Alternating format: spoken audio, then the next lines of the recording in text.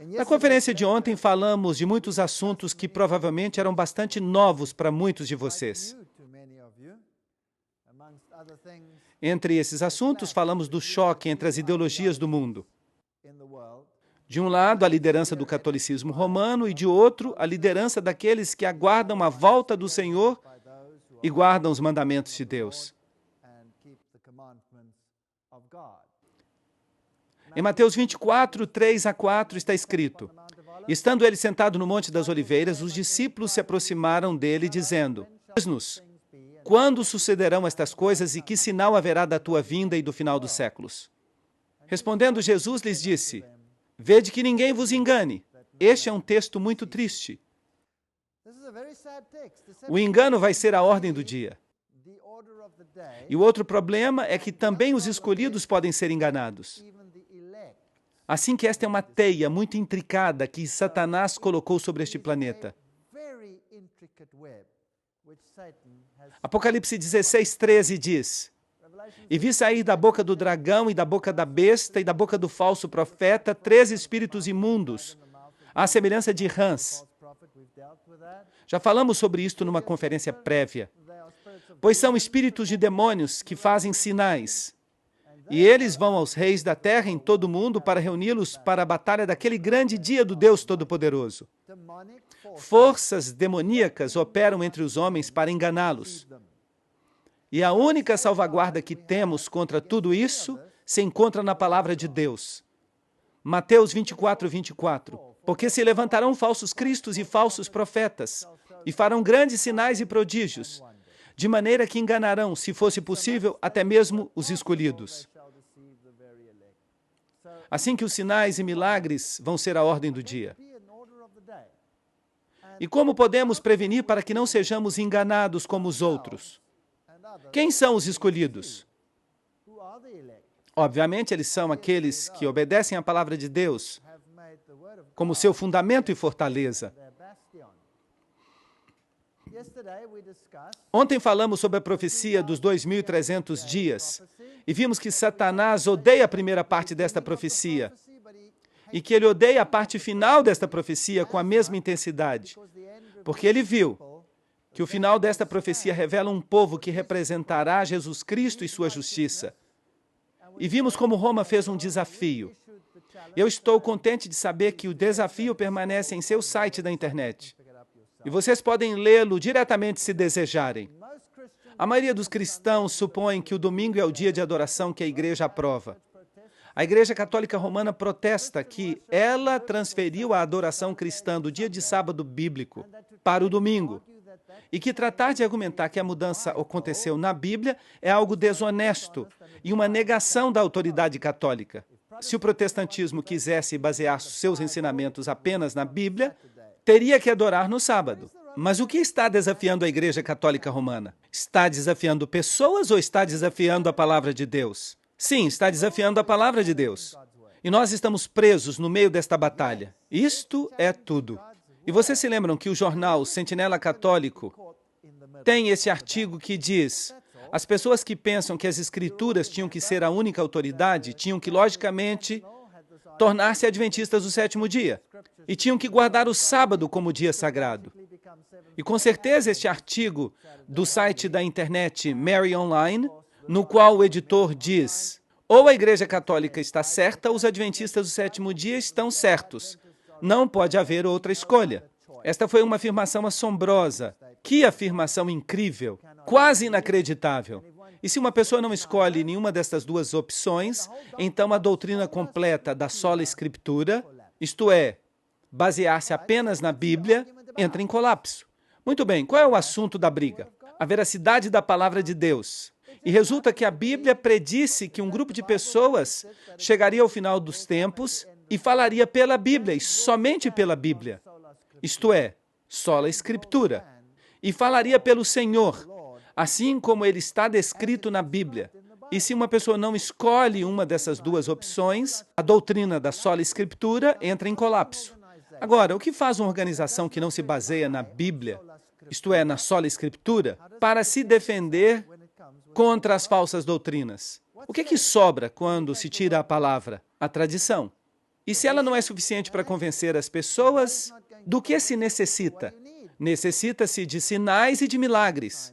Necessita-se de acontecimentos que convençam as pessoas que esta é a verdade. Desde 1844, estamos vivendo no tempo do juízo. E a base do juízo, vocês se lembram? São Tiago 1:25. Aquele que olha atentamente a perfeita lei da liberdade e persevera nela, não sendo um ouvinte esquecido, mas praticante da obra, este será bem-aventurado em tudo o que faz. E Santiago 2:12, assim falai e assim procedei, como os que haveis de ser julgados pela lei da liberdade. Mas agora há duas leis no mundo hoje em dia, dois grupos de leis. Um grupo de leis se encontra na Bíblia e o outro grupo de leis se encontra onde? Quem fez esse outro grupo de leis? O catolicismo romano. Isso é muito estranho. A Bíblia diz, se me amais, guardareis os meus mandamentos. Trata-se de uma disputa de autoridade. Que autoridade vamos aceitar? Obviamente, se você crê na sola Escritura, você vai seguir a autoridade da Bíblia, que é a autoridade de Deus, de Jesus Cristo. Aqui está a paciência dos santos, os que guardam os mandamentos de Deus e a fé de Jesus. Assim que há este grupo no final dos tempos. Mas o que é o testemunho de Jesus? Vocês se lembram que nós estudamos este texto? Nós lemos o que é o espírito de profecia. Nós tivemos uma conferência sobre isto. Assim que as duas características que distinguem a igreja remanescente de Deus são, primeiro, guardam os mandamentos de Deus, segundo, tem o testemunho de Jesus, que é o espírito de profecia. E o sábado, é claro, nos mandamentos de Deus, vai ter um papel crucial. Eu lhes dei os meus sábados para que servissem de sinal entre mim e eles, para que soubessem que eu sou o Senhor que os santifica. Assim que é preciso tomar uma decisão. E depois lemos Apocalipse 14:9. A passagem que o terceiro anjo segue e proclama, dizendo em grande voz, se alguém adora a besta e a sua imagem e recebe a marca em sua fronte ou em sua mão, ele também beberá do vinho da ira de Deus. E se uma pessoa começa a pensar como ele, a crer nele ou a simplesmente obedecê-lo, então essa pessoa o está adorando. E depois esta ira da qual falamos vai ser derramada. Assim que o vinho da ira de Deus será derramado. E haverá uma terrível consequência por causa desta ação. Mas nós já falamos de tudo isto. Assim que eu estou dando apenas um breve resumo, antes de preparar um marco para estas duas organizações, estas duas ideologias que entram em conflito. O Papa tem o poder de mudar tempos, anular leis e dispensar todas estas coisas, ainda que sejam os preceitos de Cristo. Esta é uma de suas epístolas decretais. E, obviamente, se uma pessoa crê somente na Bíblia, na sola Escritura, essa pessoa dirá que isto é presunção, que não é bíblico. Mas, é claro, a Igreja Católica alega que a mudança foi feita por seu intermédio e que este fato é uma marca de seu poder eclesiástico e autoridade em assuntos religiosos. Assim que dizem, fomos nós que mudamos. O domingo é nossa marca de autoridade. O conflito entre o sábado e o domingo é o ponto em questão. E como já falamos, é o assunto do dia que coloca em dúvida a autoridade de Deus. Ou é a Bíblia somente, sola Escritura, ou as palavras de outro sistema, isto é, o catolicismo. A igreja é superior à Bíblia, dizem eles, assim que o ataque é contra Deus e contra a sua palavra. E não temos que ver este ataque como um ataque pessoal. E a quem o diabo odeia mais do que todos no universo? A Cristo. Este é um ataque contra Jesus Cristo e contra ninguém mais. É um ataque violento e total contra ele. E esta transferência da observância do sábado é a prova disto. Assim que vamos dar uma olhada na definição de verdade. A lei é a verdade. Salmo 119, 142. Tua justiça é justiça eterna e tua lei é a verdade. Ok, Salmo 119, 151. Tu estás próximo, ó Senhor, e todos os teus mandamentos são verdade. E a palavra é verdade. João 17, 17. Santificai-os na tua verdade, a tua palavra é a verdade. E aqui vem a outra definição. E depois, Jesus é a verdade. João 14:6. Jesus lhe disse, eu sou o caminho, a verdade e a vida. Ninguém vem ao Pai senão por mim. Esta é a doutrina bíblica. E não podemos fazer algo para comprometê-la. Se a pessoa crê somente na sola Escritura, na Bíblia apenas, não pode deixar que isto seja comprometido. Mas o que fala o catecismo jesuíta, que é o representante do outro lado da polêmica? Pergunta, e se as Escrituras ordenarem uma coisa e o Papa uma coisa contrária a esta? Resposta, as Sagradas Escrituras devem ser postas de lado. Assim, temos dois grupos de normas no mundo. Quem é o Papa? Ele é o vigário de Cristo, Rei dos Reis, Senhor dos Senhores. E há somente uma tribuna de juiz que pertence a Deus e ao Papa. Bem, eu lamento dizer que este não é o meu Deus, porque o meu Deus disse, eu não mudo. Jesus Cristo, o mesmo, ontem, hoje e para sempre. E eu não vou mudar. E ele definitivamente não vai permitir que o seu vigário deixe as Escrituras de lado. Será que ele permitiria isso? Eu tenho as minhas dúvidas. E quer gostemos ou não, o mundo inteiro se encontra de um lado ou do outro desta polêmica. Agora, vocês se lembram de que Maria é a mediatrix, a mediadora no catolicismo? Em 1854, o Papa declarou que Maria era imaculada. Em 1951, o Papa Pio XII definiu e recomendou a doutrina da assunção corporal de Maria. E a doutrina basicamente diz que o pecador que se aventura a ir diretamente a Cristo chega com temor e apreensão de sua ira. Deixem que somente utilize a mediação da Virgem com o seu filho. E tudo o que ela tem que fazer é mostrar àquele filho os peitos que lhe deram de mamar. E sua ira será imediatamente apaziguada. Esta é uma afirmação terrível que se originou no catolicismo. E estas são as afirmações feitas pelos santos católicos romanos. Aquele que não tem acesso a Maria, cai e está perdido. Maria é chamada de a porta para o céu. Jesus disse, eu sou a porta. E aqui eles dizem que Maria é a porta. Porque ninguém pode entrar nesse reino bendito sem passar por meio dela. Agora, por acaso Jesus não disse o oposto disso? A via de salvação está aberta somente aos que passam por meio de Maria. A salvação de qualquer pessoa depende do fato de esta pessoa ter recebido o favor e a proteção de Maria. Aquele que está protegido por Maria será salvo. O que não está protegido se perderá. A nossa salvação depende de ti. Deus não nos salvará sem a intercessão de Maria. Mas a Bíblia diz que só há um intercessor entre Deus e o homem, Jesus Cristo, homem. Isso não está correto? Assim que as duas ideologias não estão de acordo. E estão colocando Jesus de lado no mundo. Estão ridicularizando a Jesus. A palavra é ridicularizada. Cada aspecto da palavra, prestem atenção. O aspecto científico da palavra vem sendo ridicularizado no mundo hoje em dia. Sim ou não? Claro que sim. A evidência arqueológica da palavra está sendo ridicularizada no mundo hoje em dia?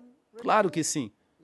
E os aspectos históricos da palavra estão sendo ridicularizados? Sim. E os aspectos da salvação descritos na palavra estão sendo ridicularizados? Sim. Tudo está sendo ridicularizado. De fato, está cada vez mais difícil que alguém diga só a Escritura, somente a Bíblia, sem que seja chamado de lunático. Não é isso mesmo? Se alguém diz, eu creio que Deus criou o mundo em 6 dias, está louco. Não é isso que estão dizendo agora? Acreditem em mim, é isso mesmo. Jesus Cristo é claro e simples, mas Maria é um tema totalmente diferente. É interessante ver que ela tem todos esses martelos e essas coisas ao redor, todos esses símbolos maçônicos. Embora que na Virgem mais abençoada a Igreja já tenha alcançado essa perfeição pela qual ela existe, sem mancha ou ruga, os fiéis ainda lutam para vencer o pecado e aumentar sua santidade. E é aí que eles voltam seus olhos para Maria. Nela, a Igreja já está totalmente santa. E esta não é uma fonte qualquer. Este é o Catecismo Oficial Católico Romano, artigo 829. E o artigo 971 fala sobre a devoção à bendita Virgem. Todas as gerações me chamarão bendita. A devoção da Igreja à bendita Virgem é parte integrante da adoração cristã. A Igreja corretamente honra a bendita Virgem com especial devoção. Desde os tempos mais antigos, a bendita Virgem foi honrada com o título de Mãe de Deus. E quais são os tempos mais antigos?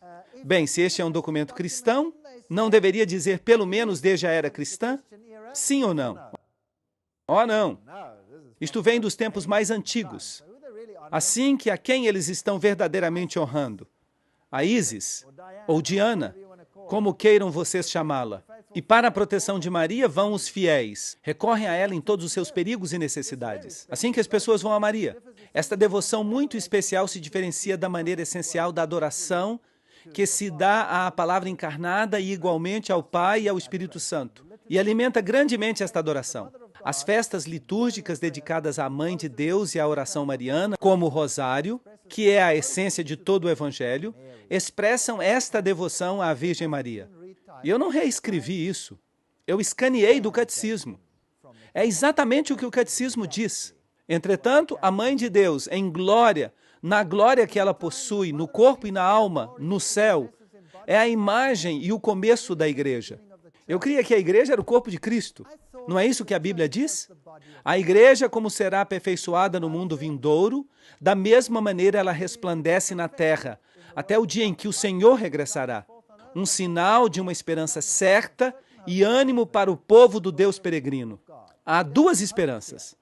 Assim que o Papa oficialmente honra Maria neste assunto. Os protestantes dizem, não adoro Maria, mas o que fazem eles? Eles obedecem o decreto papal. Assim que, a quem estão eles de fato obedecendo? A Jesus Cristo ou a sua divindade? Por todas as partes do mundo se erigem estátuas gigantescas de Maria.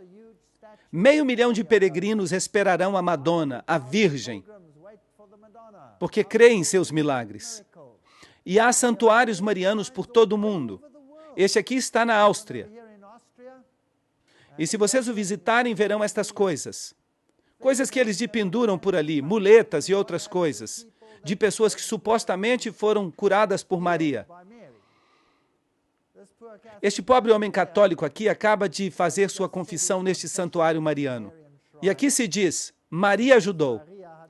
E dependendo de quantos pecados se tenha, há várias cruzes nesta igreja pequena.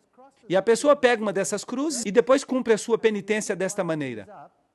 Assim que se cometeu um pecado pequeno, pega uma cruz pequena e caminha 1 ou 2 vezes ao redor da igreja. Se a pessoa cometeu um pecado grande, pega uma cruz grande e caminha 15 vezes ao redor da igreja. Será que isso é bíblico? Claro que não. Mas o movimento mariano é incrivelmente forte. Este homem aqui é Maximilian Kolbe. Ele é o fundador dos Cavaleiros da Imaculada. E o seu alvo, o alvo de seu sacerdócio, é levar avante a causa de Maria. Aqui há uma história fascinante sobre as visões de Maria e o que ela conseguiu.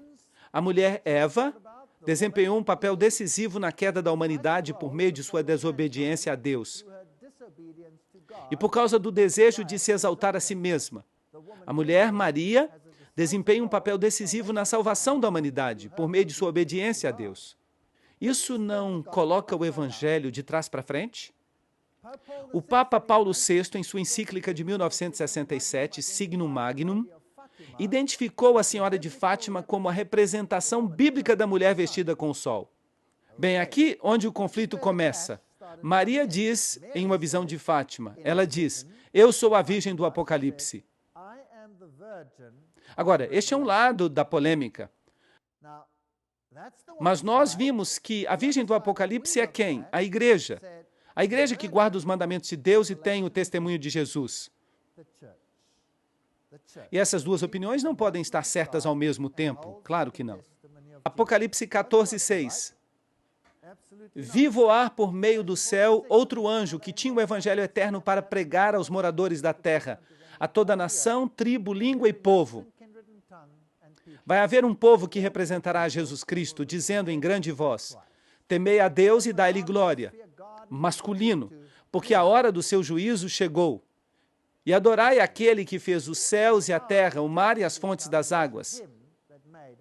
Assim que esta organização diz, Deus é o Criador. A Igreja Católica diz, o Gênesis é sem sentido.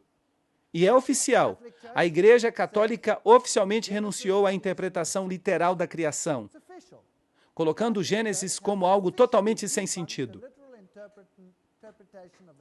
Assim que o pensamento do Vaticano evolui. Aqui está a revista Time. O Papa dá sua bênção à seleção natural, apesar de dizer que a alma do homem ficará ainda além do alcance da ciência. Duas ideologias. Uma que diz Deus e a outra que diz isto não tem sentido. O que faz isto a palavra de Deus? Ele está dizendo, a palavra de Deus está totalmente sem sentido. E vejam esta manchete, o Papa João Paulo II diz, e a Bíblia não tinha razão. E isso diz o periódico Osservatore Romano, que é o porta-voz oficial da Igreja Católica Romana. Ele diz que o darwinismo está correto e que a Bíblia não tem razão. Aqui, no jornal Elm Street Journal, eles têm uma entrevista com um jesuíta chamado Consul Magno, que gosta de dizer que o criacionismo é uma heresia protestante do século XIX. Isso não é interessante? Os pais da igreja eram suficientemente sábios para não interpretar a Bíblia dessa maneira. Os jesuítas adquiriram seu primeiro telescópio depois que Galileu publicou suas descobertas extraordinárias de que Júpiter tinha 4 luas. Assim que a Igreja Católica Romana não crê nessas coisas. E então lhe perguntaram, mas vocês não são criacionistas? Não, esta é uma heresia protestante do século XIX. Agora, eu quero que vocês reflitam sobre isto. Entenderam o que quis dizer a citação? Quando nasceu o protestantismo? No século XVI, certo? Bem, e por que esta é uma heresia protestante do século XIX? E de quando até quando durou o século XIX? De 1800 até 1900, certo? E que data está mais ou menos na metade? 1844, mais ou menos. Não é verdade? E por que essa tinha que ser uma heresia protestante do século XIX? Este é um jesuíta que está falando. Eles sabem exatamente quem é que lhes traz problemas. E isso é interessante, o protestantismo. Bem, aqui vocês têm uma igreja protestante, esta é uma igreja calvinista. E há um bonito símbolo do sol aqui. E ali um símbolo do sol sobre a janela. E aqui estão estas rochas petrificadas. E se diz, estas pedras têm 250 milhões de anos. Então, o protestantismo apoia oficialmente a criação ou apoia a evolução?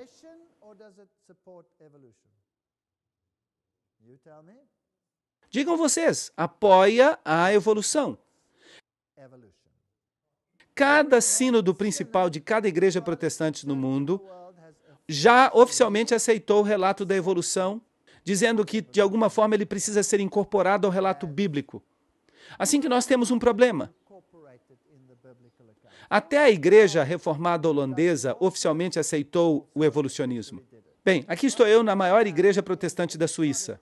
A denominação se chama Die Evangelische Kirche, para os que entendem alemão. Vocês podem ver algumas belas placas aqui e outros quadros interessantes de pendurados na parede. E esse é o seu Criador. E agora, quem é ele? Este é Brahma, que respira para dentro. Agora, esta é uma história espantosa. Eles me convidaram para dar uma série de palestras sobre a evolução e a criação na Suíça. E eles alugaram esta sala, simplesmente porque era uma sala bela. Era apenas uma sala alugada da igreja. E eu ia falar sobre a evolução e sobre a criação. E então nós distribuímos convites. Todos foram convidados. E depois, no dia anterior ao início das conferências, o pastor desta igreja veio nos ver e perguntou, bem, vocês sabem, até agora eu ainda não tinha pensado nisso, mas sobre o que vocês vão pregar? Vocês vão falar sobre a criação ou vão falar sobre a evolução? que vocês vão fazer? E eu lhe disse, nós vamos mostrar que Deus é o Criador. E ele me disse, bem, então acabou. Desculpem, mas já não posso mais alugar esta sala, nós vamos cancelar o aluguel da sala. E eu disse, bem, isso é muito interessante, porque nós temos um contrato. E pagamos o aluguel desta sala de conferências. E nós já enviamos milhares de folhetos que custaram muito dinheiro. E se vocês agora vão cancelar a sala de conferências, bem, vocês agora vão ter problemas, porque vocês vão ter que nos reembolsar por todos esses gastos. E vão ter que arranjar um jeito de avisar a todos os que foram convidados para que eles vão a outro lugar que vai ser alugado. E isto é justo se vocês vão cancelar a sala, só por essa razão. Assim que eles começaram uma discussão, e saia muita fumaça da cabeça deles, e eventualmente eles resolveram o problema. Eles disseram, muito bem, vocês podem ficar com a sala. Vocês podem dar suas conferências. Mas antes de cada conferência, vocês têm que anunciar que a organização a qual esta sala pertence, a Evangeliskirche, oficialmente não acredita no relato da criação. Assim que eu falei, com muito prazer. E antes de cada conferência eu dizia, eu quero lhes avisar que a organização, a Evangeliskirche, oficialmente não acredita no relato do criacionismo. Depois de todas as conferências, as pessoas disseram, mas por quê? E eu lhes dizia, bem, vocês vão ter que perguntar a eles, porque aqui está o seu Criador, o Brahma que respira para dentro e o Brahma que respira para fora. Nós já falamos sobre as doutrinas não bíblicas de Roma, o batismo de crianças, a aspersão, o estado dos mortos e a imortalidade, as orações pelos mortos, a oração repetitiva, o perdão dos pecados, o inferno, um lugar ou estado no qual os demônios e os seres humanos que morrem em inimizade contra Deus sofrem tormento eterno. Dicionário Católico, página 395. Por causa desta declaração, eu era ateu.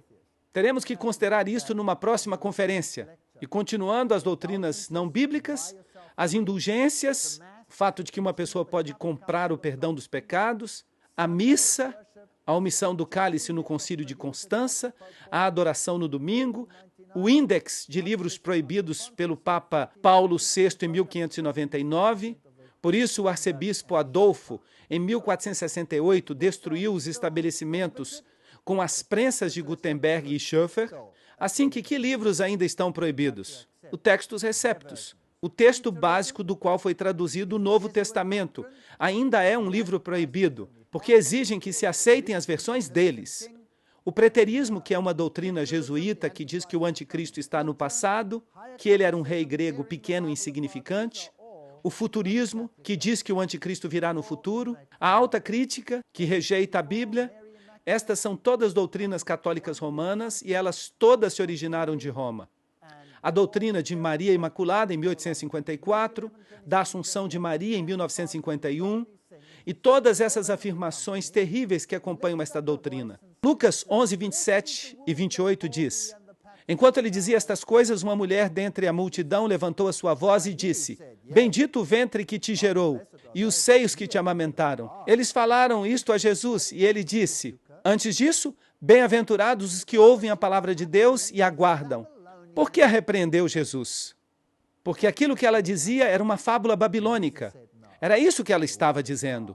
E Jesus disse, não, a palavra de Deus, a obediência, este é o critério, e não um mito celestial. Os sacerdotes pagãos de Cibele, eles tinham celibato, e lhes rapavam a cabeça, cortavam o cabelo ao redor do centro da cabeça, como se fazem hoje aos monges. E a comissão que eles recebiam era o poder de sacrificar para os vivos e os mortos. Será que alguém pode sacrificar a eles? Hebreus 10, 14 diz, porque com uma só oferenda aperfeiçoou para sempre os santificados. De modo que não há nenhuma doutrina bíblica sequer em toda a sua teologia. E como eles resolvem este problema? Vejam o que diz o teólogo Karl Rahner. Ele é atualmente o líder da Congregação para a Doutrina da Fé. Isso significa que ele é o cabeça da Inquisição neste momento. E ele diz que nós somos movidos de maneira mais rápida e eficaz por essas intervenções divinas, que nós chamamos de aparições, do que pelos ensinamentos abstratos dos teólogos informados ou do que pela hierarquia da igreja. Incrível, fascinante. Então, o que é que nos move? As aparições, elas nos guiam. E os ensinos dos teólogos? Esqueçamo-nos deles. Assim que se a pessoa não tem a Bíblia, ou se a Bíblia foi corrompida, bem, isso é tudo o que sobra. Isso é tudo o que sobra. É assim que ocorreram aparições marianas assombrosas no mundo. Estas são as aparições marianas que foram aprovadas pela Igreja Católica. Nossa Senhora de Guadalupe, em 1531, aprovada. Nossa Senhora de Guadalupe significa aquela que pisa na serpente. Isso não é interessante? Quem é que pisa na serpente? Jesus pisa na serpente. E depois esta aqui que é fascinante, porque a data é tão interessante, 1846. Vocês sabem que eu me entusiasmo um pouco com estas datas. Em La Salette, na França, foi aprovada pela igreja, e ela disse, Lúcifer foi solto no ano de 1864. Isso é interessante. Na verdade, ela disse que ele seria solto naquela data. Mais ou menos é o que ela disse. Lourdes, na França, em 1858, aprovada. Eu sou a Imaculada Conceição. Esta é uma mentira descarada. O único que foi sem pecado foi Jesus, ninguém mais. A Bíblia diz que ela era uma mulher debaixo da lei. Isso significa que ela estava debaixo da mesma condenação da lei, como qualquer outra pessoa. Ela era pecadora, mas o seu filho não era. E depois temos a Pommern, na França, 1871, que também foi aprovada. Fátima, Portugal, em 1917, também foi aprovada. E ali Maria se chamou a si mesma de Rainha do Rosário. E estas três crianças, Lúcia, Francisco e Jacinta, Lúcia viveu para ver o cumprimento de todas as suas mensagens, como já uma senhora muito velha. E depois a aparição na Bélgica, de 1932 a 1933, aprovada. Eu sou a Mãe de Deus, a Rainha do Céu, orem sempre. E ali temos o restabelecimento da deusa Ísis. E depois temos Garabandal, na Espanha, em 1961. Akita, no Japão, em 1973, todas aprovadas pelo bispo local. E Medjugorje, na ex-Iugoslávia, em 1981. E até esta data, ela é a Rainha da Paz. Agora, estes são fenômenos interessantes. O livro O Trovão da Justiça, dos autores Ted e Maureen Flynn, diz: Fátima foi a aparição mais importante na primeira parte do século XX. E a aparição de Medjugorje está satisfazendo as necessidades espirituais desta geração. Interessante. Na última parte deste século, Sua Eminência, o cardeal Joseph Ratzinger, e vocês, a estas alturas, já sabem quem ele é. Ele falou no relatório de Ratzinger que um dos sinais de nossos tempos é que os anúncios das aparições marianas estão se multiplicando ao redor do mundo. Assim que, se a pessoa não tem a Bíblia, é melhor que tenha outra coisa. E em 1950, o famoso arcebispo católico Fulton Sheen escreveu: Nós estamos vivendo nos dias do Apocalipse, os últimos dias da nossa era. As duas grandes forças do corpo místico de Cristo e do corpo místico do anticristo estão começando a formar as linhas de guerra para a batalha catastrófica. Agora, nós vimos esta batalha ontem, do nosso ponto de vista, do ponto de vista bíblico. Agora vamos considerar tudo isto do ponto de vista de quem? Do ponto de vista deles, dos católicos. Isto me parece justo. Porque a pessoa tem que escolher, certo? E nós temos livre-arbítrio, certo? E nós vimos que há um relato bíblico do que vai suceder. A mulher de branco, ela guarda os mandamentos de Deus, ela tem o testemunho de Jesus, e ela vai surgir depois de 1844. Ela vai ser organizada e ela vai se opor a tudo que sucede no mundo com a mensagem dos 3 anjos e com uma forte pregação. E nós estudamos isto ontem em grandes detalhes. Agora, o que diz esta organização, da qual falamos ontem, a Igreja Adventista do Sétimo Dia? Quem eles falam que vai ser o anticristo? O catolicismo. como disseram também os reformadores. E quem apontavam como anticristo? Ao catolicismo. Todos os reformadores disseram a mesma coisa. Por quê? Porque o catolicismo mudou a palavra de Deus. Agora, quem vocês acham que os católicos pensam que é o anticristo? Obviamente, é outra pessoa. Estão começando a formar suas linhas de guerra para a batalha catastrófica. Aqui vem uma batalha. Mas esta batalha é uma na qual nós estamos presos no meio. Em realidade, é uma batalha contra Jesus e sua palavra. E se eu vejo isto, eu fico em paz, porque eu não tenho nada do que me preocupar. Agora lhes estou anunciando que este é o tempo da batalha decisiva. Foi isso que Maria disse.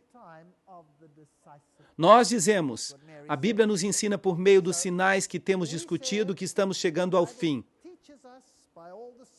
Estamos chegando à linha de batalha. Mas Maria diz, bem, a suposta Maria, diz exatamente a mesma coisa. Eu lhes estou anunciando que este é o tempo da batalha decisiva. E o Papa Leão teve uma visão de uma confrontação entre Deus e Satanás. E o Papa Leão compreendeu que Satanás teria 1000 anos para tentar destruir a igreja. Na visão, Satanás escolheu para si 100 anos do século XX. E isto é interessante. Ele está cheio de atividade furiosa, porque ele sabe que o seu tempo é curto. Agora, se vocês sabem alguma coisa sobre o ocultismo, quem dizem eles que Satanás é de fato? Quem dizem os ocultistas que é Satanás? O Senhor, Miguel, Jesus é Satanás. Assim que Cristo vai ter um conflito com a Igreja Católica, para dizer isto em outras palavras, no século XX. Bem, interessante. Muito obrigado, La Salette, França. Agora voltemos a 1896. Aprovado. Lúcifer foi solto em 1864. Aqui está uma citação no livro O Trovão da Justiça, por Ted e Maureen Flynn. E, de fato, Malachi Martin escreveu o prefácio desse livro. Assim que ele não é simplesmente um livro qualquer. A Igreja Adventista foi organizada em 1863, com 3.500 membros. E com uma meia dúzia de associações locais e cerca de 30 obreiros ministeriais e um comitê de 3 pessoas no nível da associação geral. Incrível. Isto é interessante, é um fato interessante. Agora vejamos o que La Salette, na França, diz sobre qual seria a polêmica. Isso seria interessante, não é mesmo? Bem, Maria diz, se meu povo não deseja se submeter, esta é a aparição de La Salette. Se meu povo não deseja se submeter, eu vou ser forçada a soltar a mão do meu filho. Isto é tão pesado e me incomoda tanto que eu não mais posso deter a sua mão. Todo este tempo eu tenho sofrido pelo resto de vocês. Se vocês não desejam que meu filho os abandone, eu tenho que tomar sobre mim mesma a tarefa de orar por isto continuamente. Mas o resto de vocês pensa que isto é de pouca importância. Em vão vocês orarão, e em vão vocês vão atuar. E vocês nunca vão poder me retribuir pelos sofrimentos que eu tenho tido pelo resto de vocês. E eu lhes dei 6 dias para trabalhar, e guardei o 7º para mim mesma. Mas ninguém quer me dar esse dia. É isso que incomoda tanto o braço do meu filho. Incrível? Qual é o assunto? O que a aparição de Salette disse que vai ser a polêmica? O sábado. Mas agora, que sábado? Se vocês estão do lado dos adventistas do 7º dia, qual é o sábado? O 7º dia seria o sábado, segundo a Bíblia. Mas, se vocês estão do outro lado, o suposto lado de Maria, que dia você pregaria então? Obviamente o domingo. Agora, não é interessante que La Salette diz que Satanás foi solto agora e que o assunto é o sábado? O que vocês pensam sobre isto? Será que é pura coincidência? O Papa Pio IX, em sua carta encíclica de 15 de agosto de 1854, disse: as doutrinas ou extravagâncias absurdas e errôneas em favor da liberdade de consciência são um dos erros mais pestilentos. Uma das pestes que mais se deve temer no Estado. O mesmo Papa, em sua encíclica de 8 de dezembro de 1863, amaldiçoou aqueles que defendem a liberdade de consciência e de culto, como também a todos quantos asseveram que a Igreja não pode empregar a força. Bem, quem começou a fazer isso de maneira pública nesta data? Quando foi constituída a Igreja Adventista do Sétimo Dia?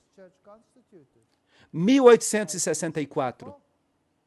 E como consequência de suas ações, estas cartas encíclicas começaram a ser escritas, sobre as quais nós falamos ontem. Os visionários católicos e suas previsões. Este é um tópico que necessitamos analisar em detalhes. Assim que agora estabelecemos o marco.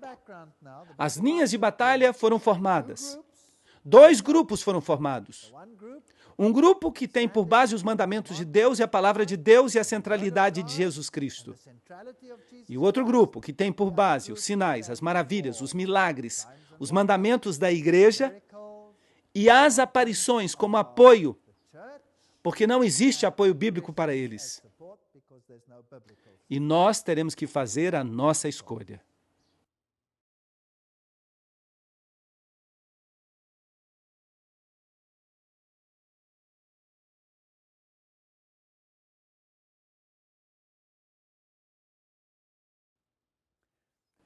Este é o livro Trovão da Justiça. Fala sobre o milagre e o castigo, Ted e Maureen Flynn. O prefácio é de Malachi Martin. Vamos ler este prefácio rapidamente, ele é muito interessante.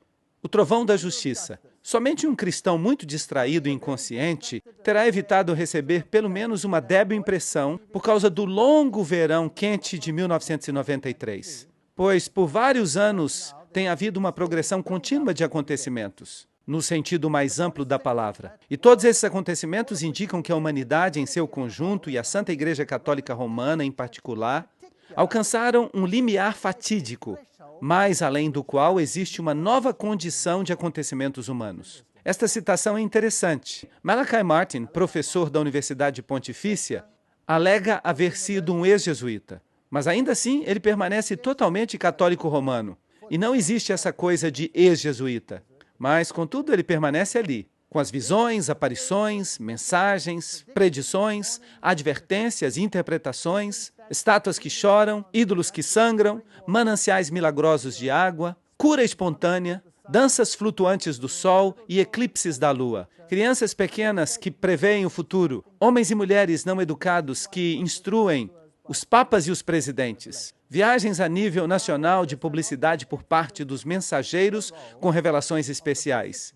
E em tudo isto, uma ênfase óbvia por todos os lados sobre o papel especial da bendita Virgem Maria de Nazaré como Rainha do Céu, Mãe de todos os seres viventes e, como é de se esperar, como a mediadora de todas as graças. Muito interessante. Mas esta exuberância vem contrastada de maneira séria com o outro lado das matanças deste século, porque este é um século que há testemunhado e segue testemunhando cenas de horror absoluto. Os massacres industriais das guerras planejadas, nas quais literalmente milhões de homens, mulheres e crianças foram mortos. O extermínio, às vezes, pareceria, da noite para o dia, uma onda sempre mais crescente de infanticídio, que já conta mais de 1 bilhão nos últimos 50 anos. Um número sempre maior de guerras, fratricídios, 245 até a data deste escrito, que seguem acontecendo. Ondas de tortura e perseguições por todos os 5 continentes. Um fluxo contínuo de desastres naturais, sem nenhum paralelo conhecido na história humana, assim como a conhecemos. O cenário neste mundo se estabelece sobre uma depressão econômica generalizada, com vistas ao claro surgimento de um governo mundial, que já está visível em sua estrutura inicial. Um governo mundial que é profissionalmente secular, tão perigoso para a liberdade humana que dá medo. E em seu perfil indistinto, se parece com o retrato do Big Brother, de George Orwell, em seu cenário de 1984. A verdade e o erro se misturam. Assim que, começando em 1973, um certo padre Gobi começou a escrever discursos interiores, isto é, mensagens ditadas. Mas Deus não trabalha assim. Ele impressiona com o Espírito e os profetas escreveram com suas próprias palavras. Mas esses ditados contam mais de 600 e foram publicados no livro Os Sacerdotes, os Filhos da Nossa Amada Senhora. E basicamente a mensagem diz: sejam fiéis ao Papa, obediência total às suas ordens. Estejam prontos para lutar até o ponto de derramar sangue para se manterem unidos a ele e fiéis ao Evangelho. Será que o Padre Gobbi foi reconhecido pelo Papa? Claro que sim. Aí está ele, o Papa João Paulo II e o Padre Gobbi. E o que ele tem a dizer? Ele disse, 18 de setembro de 1988, temos um período de 10 anos decisivos. E nesse período de 10 anos se completará o tempo da grande tribulação, que lhes foi previsto nas Sagradas Escrituras. E neste período de 10 anos, todos os segredos que eu revelei a alguns dos meus filhos acontecerão. Bem, 18 de setembro de 1988 até o dia 18 de setembro de 1998. Este é o período de tempo que ele indicou. E até o mês de setembro de 1998, o papado havia publicado cada encíclica que necessitaria, incluindo sua encíclica sobre o domingo, que foi publicada antes dessa data, incluindo sua carta apostólica Ad Tuendam Fidem, que diz que os hereges têm que ser castigados se não estão de acordo com o ensinamento papal. Tudo estava no seu lugar. Em outras palavras, o mundo está simplesmente esperando para que os eventos finais aconteçam. E um último dogma que será declarado é que Maria é a corredemptrix, mediatrix, corredentora e mediadora. E isso significa que ela participa na nossa salvação. Um erudito comenta que o título advogado é quase unicamente utilizado para Maria, e não para os santos, e que é particularmente apropriado para Maria. Isto é interessante, porque a Bíblia diz que só há um homem que pode nos salvar. Temos um advogado junto ao Pai, Jesus Cristo, o justo, 1 João 2:1. Será que aqui fala Maria? Não. Então, temos aqui outro problema bíblico. O cardeal Ratzinger supostamente escreveu a este profeta, dizendo que não há barreiras teológicas para a proclamação de um dogma como este. Assim que Maria representa o lado oposto, ela é a corredemptrix, mediatrix, corredentora e mediadora de todas as graças e advogada para o povo de Deus. Isso degrada Jesus Cristo. Assim que, de repente, neste período de tempo, há uma explosão incrível de atividade. Encontramos muitas observações dos assim chamados OVNIs. E encontramos acontecimentos raros que ocorrem. Desenhos no campo, alguns deles falsos, alguns deles não têm explicação. Temos aparições no misticismo oriental, temos aparições no misticismo ocidental. Krishnamurti, Krishna, era ele que supostamente deveria se declarar como Messias. Mas agora Maitreya tomou o seu lugar. No Islã temos frutas e vegetais. E quando as pessoas cortam essas frutas, elas encontram dentro delas o nome de Allah. No Irã se conta que em várias partes de algumas cidades, uma imagem de Jesus foi vista nas cercas e nas janelas. Assim escreve o periódico do Irã, Akhbar, no dia 25 de dezembro de 1995. Em Zeitun, no Egito, as aparições de Maria foram vistas sobre as igrejas e milhares de muçulmanos ficaram assombrados por causa disto. As estátuas começaram a sangrar. O padre Anastácio, um grego ortodoxo, foi um dos primeiros a ver isso. E depois esta senhora aqui, Amida, uma muçulmana, ela viu as lágrimas que corriam pelas estátuas e ela disse, era belíssimo, era belíssimo. Benjamin Creme começou a difundir suas histórias do Maitreya e depois disso o Maitreya começou a aparecer. Assim que temos as imagens de Maria, temos a luz que emana das imagens japonesas de Bodhisattva, os milagres do leite no hinduísmo, os milagres muçulmanos e um monte de milagres que de repente ocorrem em todo o mundo. E onde este Maitreya aparece, as águas ficam onduladas. E aqui em Nordenau, na Alemanha, as pessoas estão correndo para pegar água para serem curadas. Cruzes aparecem nas janelas. Cruzes que ficam permanentemente. Luzes estranhas apareceram sobre as estátuas de Maitreya nos templos orientais. E acontecem sinais interessantes com as mãos dessas estátuas. Estas luzes não estavam aqui. Não havia uma vela ou uma lâmpada que iluminasse. Estava simplesmente sobre os Budas. E depois o senhor Ganesha começou a beber leite. E também as outras estátuas no hinduísmo. As pessoas começaram a lhes dar leite. E o leite era simplesmente absorvido. Bum, desaparecia. Bem, eu sempre digo, é melhor que o Sr. Ganesha assista a uma das minhas conferências sobre saúde. E aqui há outra pequena estátua que bebe leite, de modo que os hindus passaram a dar leite às suas estátuas. E esta criança, Asna, uma criança muçulmana, começou a chorar lágrimas de cristal, verdadeiras, e foi investigada pelos médicos. Houve aparições estranhas nas rochas do misticismo. E aqui em seu continente, nas Américas, bezerros brancos nasceram em 1994 e em 1996, cumprindo as profecias nativas americanas. E quais as chances de que alguma coisa assim aconteça? O cálculo é de uma possibilidade para cada 6 a 10 milhões.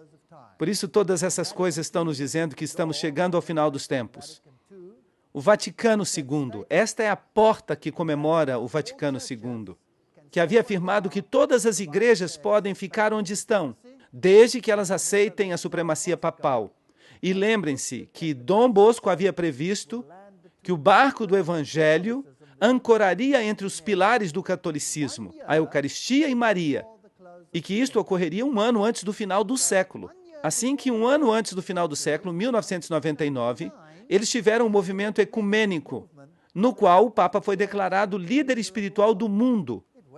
E isto se cumpriu, quer gostemos ou não. E eles estavam prontos para fazer de Maria uma deusa. 4 milhões de católicos querem que Maria seja divina.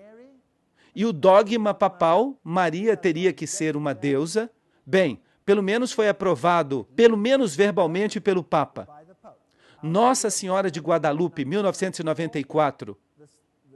As estátuas começaram a chorar óleo. E luzes estranhas começaram a baixar em Guadalupe. Supostamente, o Shekinah, a glória de Deus. E muitas religiões começaram a adorar Maria por causa de todas essas aparições em todo o mundo. E Maria substitui a Mãe Terra nos rituais indígenas. Aqui está a plataforma em Guadalupe, e esta foi a famosa Dança do Sol que aconteceu em Fátima, o lugar onde a água brotou e milhões de pessoas vêm aos santuários para ser curadas, entram na água para ser curadas. Agora, este é um ensino muito estranho, e nós também o encontramos mencionado na Bíblia. Ali no tanque, o tanque de Betesda, onde havia um homem deitado, e a teoria na qual eles criam era que quando a água do tanque era movida pelo anjo do Senhor, se alguém conseguia entrar no tanque, bem, esta pessoa era curada. E as pessoas diziam, este versículo nunca deveria estar na Bíblia. Bem, este versículo absolutamente que sim, tinha que estar na Bíblia. Porque o anjo do Senhor que move as águas, e se alguém por acaso está ali dentro, esta era a maneira como eles pensavam. Esta é uma religião babilônica. Esta é a religião de Babilônia. Mas o anjo do Senhor, em forma humana, estava entre eles, Jesus Cristo. E ele entrou nesta situação. E o que ele fez? Ele foi até o homem que estava deitado ali, que havia sido um inválido por todos esses anos, e ele lhe disse, bem, deixe-me ajudá-lo a entrar nas águas. Eu sou o anjo do Senhor feito carne. E o levou às águas. Esperou, fez as águas se moverem e o colocou ali dentro. Foi isso que aconteceu? Não, este não é um relato bíblico, absolutamente. Jesus repreendeu sua ideologia, sua crença nas fábulas. Porque Deus não trabalha assim para dar sua graça a uma pessoa, movendo as águas por acaso. E assim, as pessoas não têm que entrar na água. As pessoas não têm que fazer peregrinações para serem salvas. Não. Ele reprovou tudo isto. Ele foi até o homem e disse, queres ser salvo? Queres ser curado? Então, levanta, toma o teu leito e anda. E isto ocorreu no dia de sábado. E que tumulto causou Jesus, eliminando todas essas crenças absurdas com um só milagre. Mas Maria é honrada mais do que Jesus. Isso é certo. Isso é tudo o que vocês vão ver que o Papa fará. E depois, quando ocorreu o processo de Roe contra Wade, aqui nos Estados Unidos, sobre o assunto do aborto, a França explorou essa arma nuclear. E na nuvem, as pessoas viram a imagem da cruz e a aparição de Maria, que mirava para baixo até a cruz. E estas são as crianças pequenas de Garabandal, na Espanha, Lúcia e Jacinta, tombadas em um estado de êxtase, tombadas em visão. E notem que seus olhos estão fechados. Isso não é interessante? Todo tipo de coisas interessantes. Crianças pequenas em visão. As mensagens advertem que as pessoas da Terra estão se transformando em um mar de libertinagem, confusão moral e espiritualidade profundamente obscura. Se as orientações e conselhos do céu não forem escutados, o Padre Eterno, na Trindade, será deixado sem nenhuma outra alternativa, a não ser forçosamente recordar à humanidade suas obrigações por meio do castigo. Vai acontecer uma grande confusão sobre esta terra. Agora, não é estranho que se permita ao mundo fazer todo o mal que queira? Abortos. E a única voz que se escuta a favor da moralidade é a voz de quem? Qual é a única igreja que, com voz alta, diz: não, não, vocês não podem fazer isso? Roma. Roma. Por isso todo o carinho vai para Roma. As pessoas já não leem a Bíblia. Elas olham os milagres, os sinais, os portentos de uma voz enganadora. Aqui, Vássula começou a escrever automaticamente com a mão. Mas Deus não atua dessa maneira. Ele não toma sua mão e dita. Mas foi assim que muitos dos escritos da nova era foram criados. E aqui há uma entrevista entre o padre Laurentin e Vássula. Como recebes as mensagens? Elas me são ditadas. Mas você disse que a sua mão se movia de alguma maneira? Sim, isto ocorre de maneira simultânea. Primeiro, ele move a minha mão sem ditar, etc, etc. E depois Maria disse: haverá um sinal. Esta é Medjugorje, na Iugoslávia. Maria apareceu ali dando mensagens ao mundo. E ela disse: haverá um sinal que será dado aos ateus. Os fiéis já receberam sinais, e agora haverá um sinal para os ateus. Assim que haverá algum tipo de sinal permanente. E aí estão as criancinhas de Medjugorje. Foram elas que tiveram uma visão.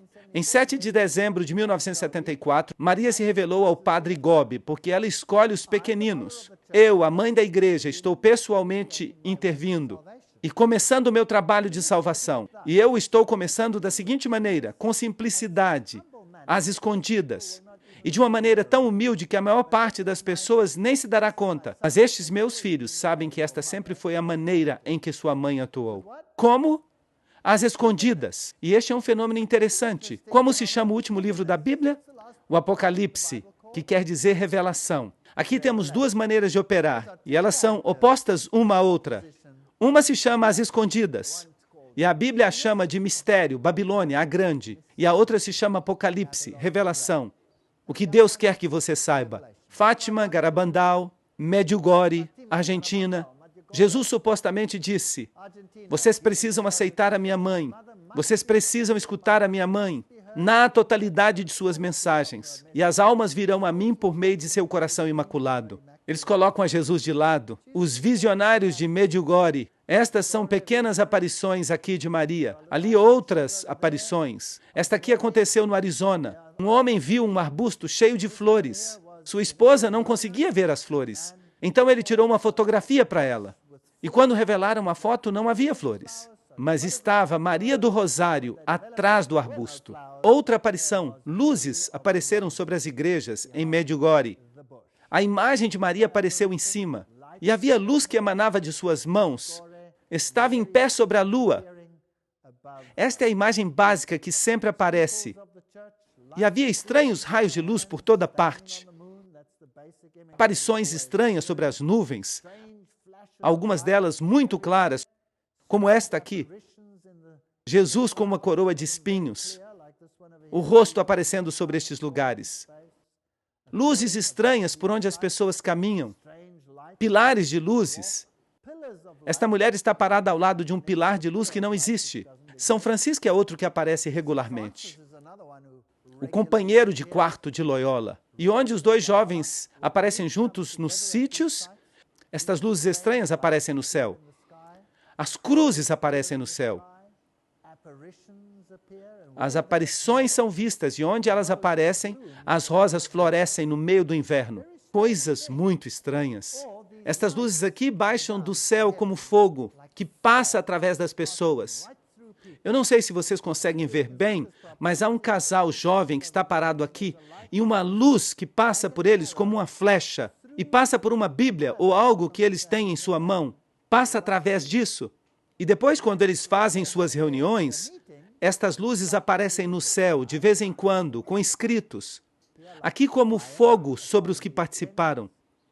E aqui temos fogo e luz que descem sobre os delegados e entram neles. Agora, se uma pessoa vê estas coisas, o que imaginaria? Estas são coisas realmente fenomenais que estão ocorrendo. Aqui há visões de escritos no céu e de aparições estranhas por todos os lados, onde os jovens se juntam. Pequenas aparições de Maria. Este aqui é um vulcão que tinha a forma da Virgem e de seu filho.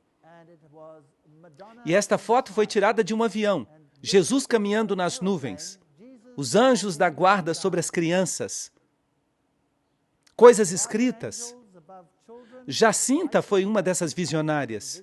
E os escritos apareceram no céu, 1972. Algumas dessas palavras ainda estão sendo interpretadas. Mas eles tiraram fotos assim. Esta, por exemplo, é de um monge da região, em sua roupa de monge, aparentemente subindo uma escada para o céu. Este é um material raro. E aqui há uma escada rolante num centro comercial, que quando estava fechado, uma das câmeras de segurança filmou Maria, que subia a escada rolante. Isto parece até ridículo. Mas fica pior. Fica pior. Aqui está Jesus em um tornado. E depois as estátuas que choram. Sangue, óleo, água. Esta aqui é uma estátua muito interessante. Ela é das Filipinas, no ano 1993. E o seu sangue está escorrendo pelo rosto. E aqui temos pétalas, pétalas de rosa que caem do céu. E estas estruturas de Jesus como rei. E Maria com a luz que lhe sai dos olhos. Aqui está toda a família de Deus, Maria outra vez. Aqui está o rosto de Jesus. Vejam, ali está o nariz, os olhos. E Jesus fazendo este sinal com a mão. E estas formas crescidas na rosa, não é apenas um desenho que foi feito na rosa. E estas caem do céu nas Filipinas, no dia de Maria, simplesmente caem do céu e são guardadas como tesouros muito preciosos. Aqui temos a cruz e as mulheres ao redor da cruz numa pétala de rosa. Aqui duas mulheres e a cruz, e estas são pétalas de rosa que caem do céu. E são muito convincentes para as pessoas que não têm Bíblia. O Pai vai dar um castigo terrível à humanidade. Fogo vai cair do céu e vai eliminar uma grande parte da humanidade. Será que o diabo está esperando alguma catástrofe gigantesca? Grandes luzes aparecerão. Aqui há mais estátuas que choram, esta aqui com óleo chorando. E em Las Vegas, Nevada, Estados Unidos, 1 hora depois de a vigília de oração da meia-noite ter começado, no dia 12 de dezembro de 1994, miraculosamente, a estátua de Nossa Senhora de Guadalupe começou outra vez a chorar lágrimas reais. E ela chorou de novo na tarde seguinte, às 2 da tarde e às 2:30. E eles deram o nome à estátua de A Virgem de Las Vegas que chora. Esta é uma boa cidade para chorar, não é verdade? Bem, eles sabem como organizar um bom show. Periodicamente, esta estátua começa a chorar. Esta estátua aqui pertence a uma senhora que se chama Julia Kim. Ela pertence à Igreja Católica e recebeu uma estigma. Vocês sabem o que é uma estigma? Uma pessoa estigmatizada é alguém que sangra nas mãos ou que tem as marcas de Cristo. Sangra nos pés ou sofre as agonias de Cristo pelos pecados do mundo. E esta é uma de suas estátuas. E esta aqui também, uma estátua de Cristo que começou a sangrar sangue de verdade. Chegaram até a fazer uma análise. Os grandes estigmatizados do mundo. Esta foi uma das mais famosas dos tempos modernos. Seu nome era Teresa Neumann. Viveu de 1898 a 1962. Na Alemanha, eles dizem que ela nunca se alimentou, nunca dormiu, que ela nunca teve funções corporais por 40 anos. Isso significa que ela nunca foi ao banheiro. Ela só vivia da Eucaristia. Bem, eu não sei se isso é verdade, isso é o que eles dizem. E ela falou que desastres naturais vão ocorrer nos Estados Unidos. Aqui está ela em suas agonias dos estigmas. Notem o sangue que escorre de seus olhos, que escorre de suas mãos. E depois desses acontecimentos, ela teve até cruzes queimadas em seu corpo. Outro famoso estigmatizado foi o Padre Pio, da Itália, 1887 a 1968. E ele disse que seria mais fácil que o mundo existisse sem o sol do que sem o santo sacrifício da missa. Ali está ele, sangrando nas mãos. E aqui as pessoas o ajudam enquanto celebra a missa. E na própria cidade de Roma, muitas das estátuas com hóstias começaram a sangrar. Sangravam a partir das hóstias. E quando eles celebravam a missa, a própria hóstia se transformou em sangue. Esta aqui, por exemplo, aconteceu em 1991. E aqui está outra que se transformou em coágulo de sangue, enquanto celebravam a missa. E aqui está um sacerdote investigando uma das hóstias. E depois, algo muito assombroso aconteceu. O Papa mesmo estava celebrando a missa.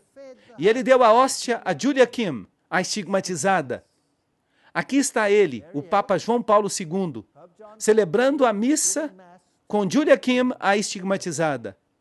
E eles tiraram uma fotografia na hora em que a hóstia foi colocada em sua língua. E os jornais disseram, o Papa viu a hóstia sangrar.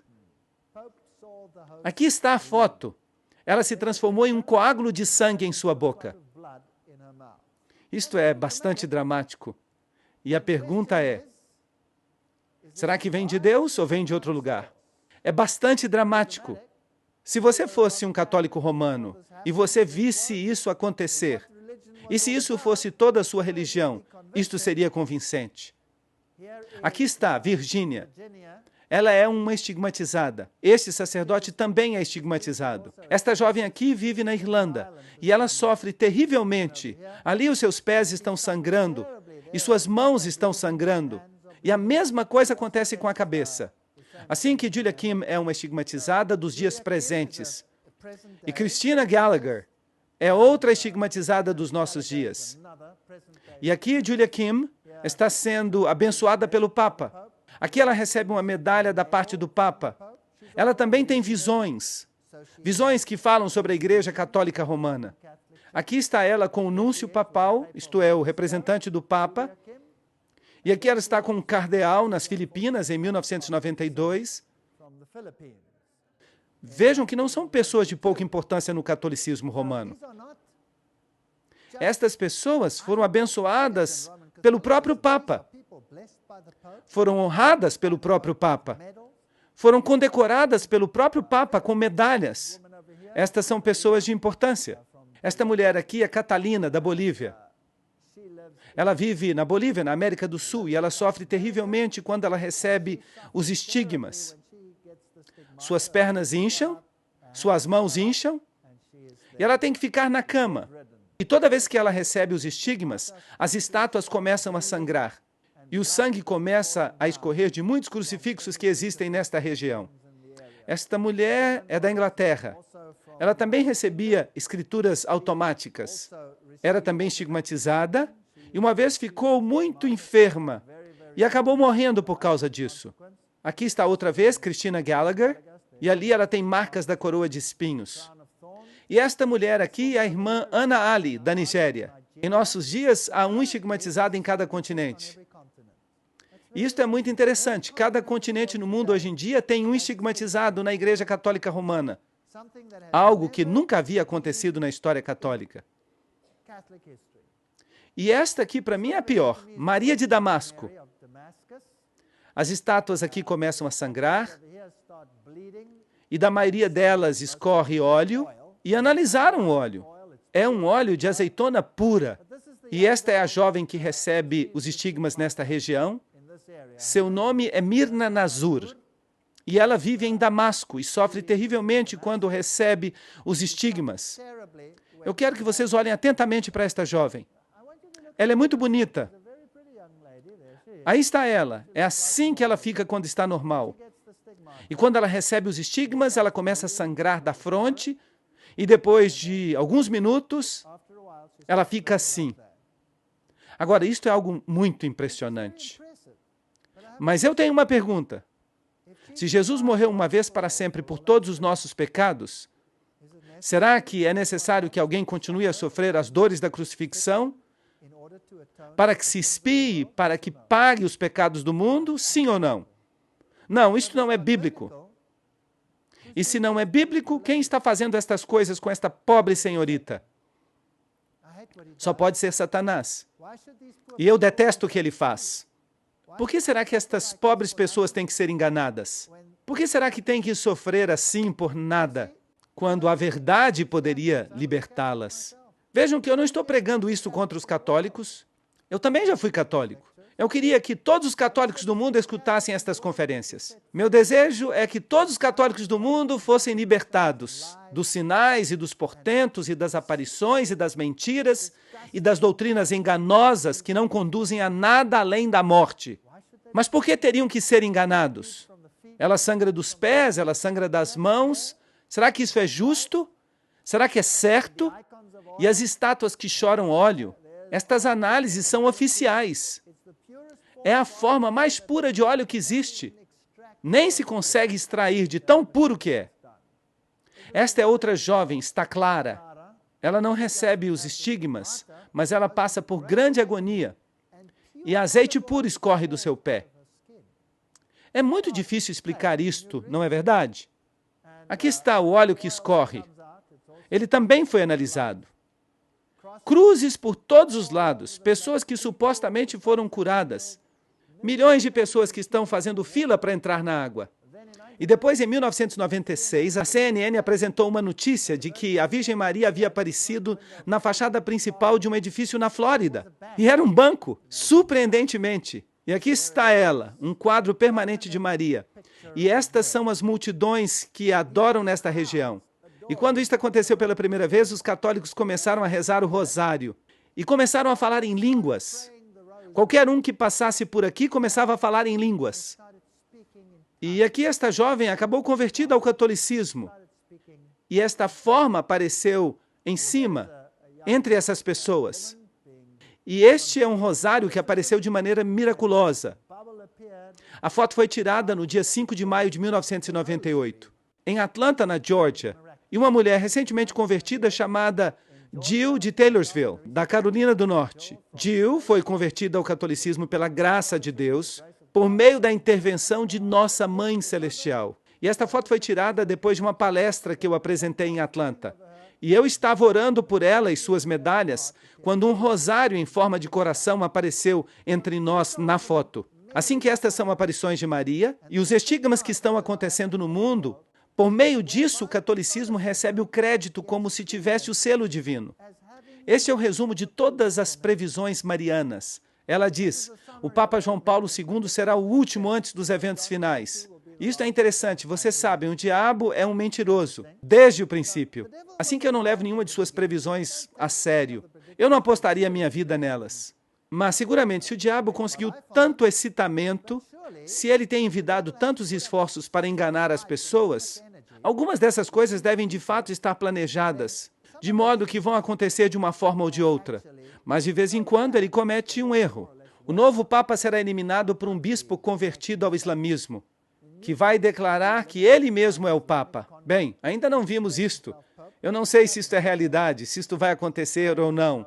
A nova ordem mundial chegará e vai haver um castigo. Eu acho que ele está tentando explicar as pragas que vão cair. Quando ele tiver feito o que ele vai fazer, o verdadeiro Papa vai ser restaurado. A igreja vai reinar e Jesus vai voltar. Bem, eu creio que ele vai fazer um decreto de morte em uma dessas aparições. Assim que esta doutrina não é bíblica, está toda ao contrário. E Maria tem que ser a profetisa dos últimos tempos, a Conceição Imaculada, a mãe da igreja, a nova Eva, a rainha do céu, Maria da Assunção, o Santo Rosário, tudo isto, co-redemptrix, mediatrix, advogada, tudo o que Jesus tem que ser, ela é também. E Roma não muda. Roma continua sendo tão conservadora hoje em dia e até mais do que já foi no passado. E você pode examinar toda a doutrina do catecismo católico e você vai ver isto. A igreja, o pilar, a fortaleza da verdade, recebeu este mandamento solene de Cristo, da parte dos apóstolos, para anunciar a verdade salvadora. À igreja pertence o direito, sempre e em toda parte, de anunciar os princípios morais, inclusive os princípios que pertencem à ordem social, e de julgar todo o feito entre os homens, à medida em que se exige isso em prol dos direitos fundamentais dos seres humanos ou a salvação das almas. O magisterium dos pastores da igreja em assuntos morais se exerce cotidianamente na catequese e na pregação. De geração a geração, os pastores receberam o depósito do ensinamento moral cristão, um depósito formado de um corpo de regras morais características, mandamentos e virtudes que procedem da fé em Cristo. Assim que, tradicionalmente, o Decálogo dispõe acerca dos princípios da vida moral, que são válidos para todos os homens. E agora nós entramos no cerne da questão. Desde quando? E este é o artigo 2065 do Catecismo. Desde a época de Santo Agostinho. E como nós vimos, quem era ele? Um iniciado. Os 10 mandamentos têm ocupado um lugar predominante na catequese dos candidatos batismais. O catecismo da igreja, com frequência, expõe os preceitos da moral cristã seguindo a ordem dos 10 mandamentos. A divisão e a numeração dos mandamentos tem variado ao longo da história. Este catequismo segue a divisão dos mandamentos estabelecida por Santo Agostinho. Por quem? Assim que não seguem a Bíblia, seguem a um iniciado. Em Assis, o mundo se entregou ao Papa. Vejam, o Papa vem como irmão do povo, e ele coloca o bálsamo do mundo em nosso peito, e os coros de anjos decoram seu trono com flores. Acreditam nisto? Ele recebeu o título de Homem do Ano, e apareceu no Sinai, e orou no Sinai e disse: os 10 mandamentos ainda são vigentes.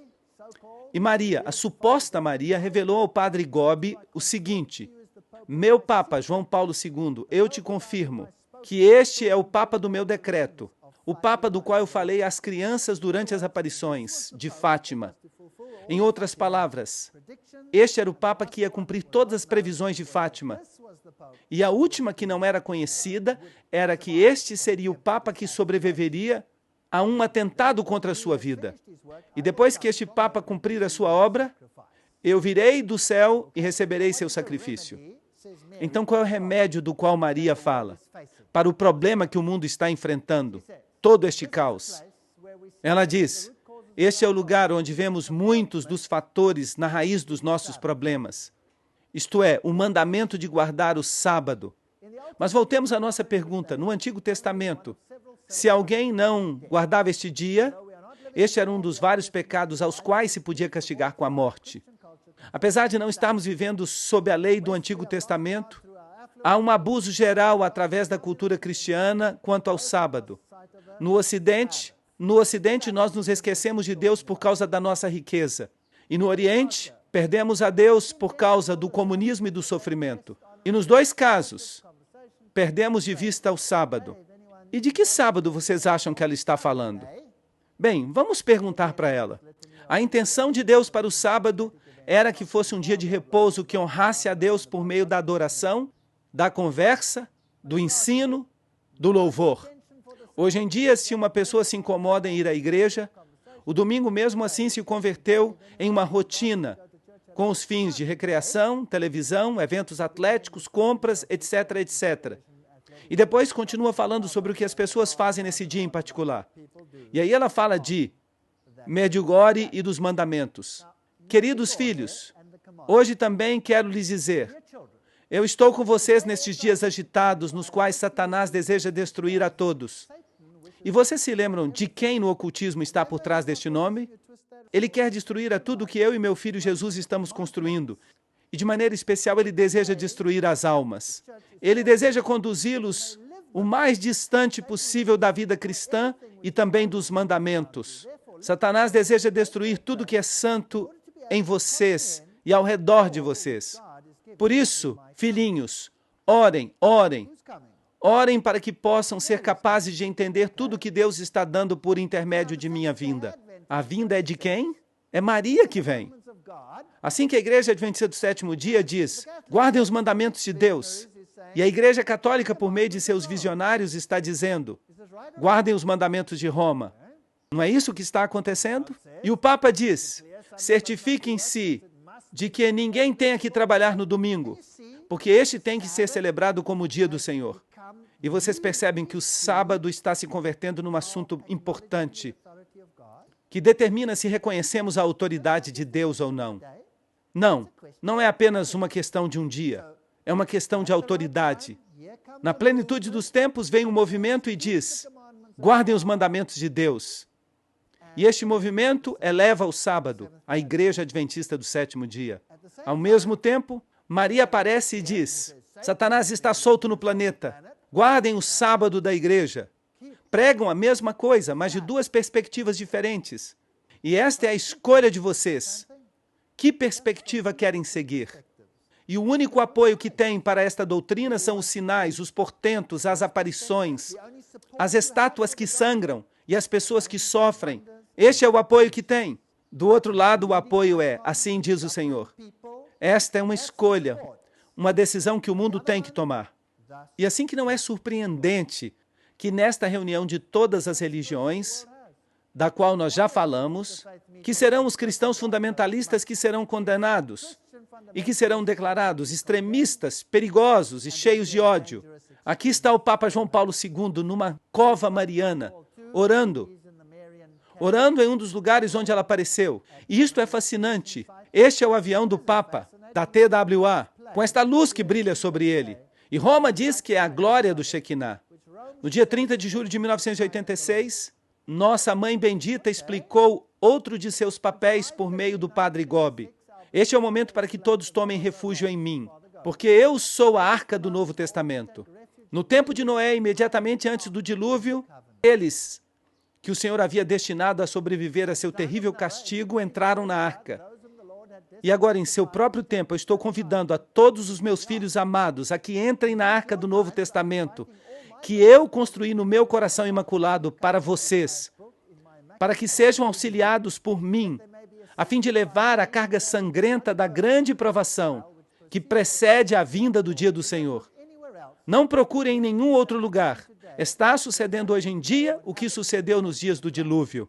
Bem, o outro lado ensina a mesma coisa e diz: há uma arca, uma construção. Deus está chamando um povo que tenha um relacionamento com Ele. Ou você entra nesta arca que guarda os mandamentos de Deus e tem o testemunho de Jesus, ou você entra na outra arca. Qual delas pertence a Deus? Em João 14:6 está escrito: Jesus lhe disse: eu sou o caminho, a verdade e a vida. Ninguém vem ao Pai senão por mim. E em Josué 24:15 está escrito: escolhei hoje a quem sirvais. Se aos deuses a quem serviram os vossos pais quando estiveram do outro lado do rio, os deuses dos amorreus em cuja terra habitais, mas eu e minha casa serviremos o Senhor. Assim que esta é a decisão que temos que tomar. Duas arcas. Qual vamos escolher? A escolha é sua. Muito obrigado. Thank you.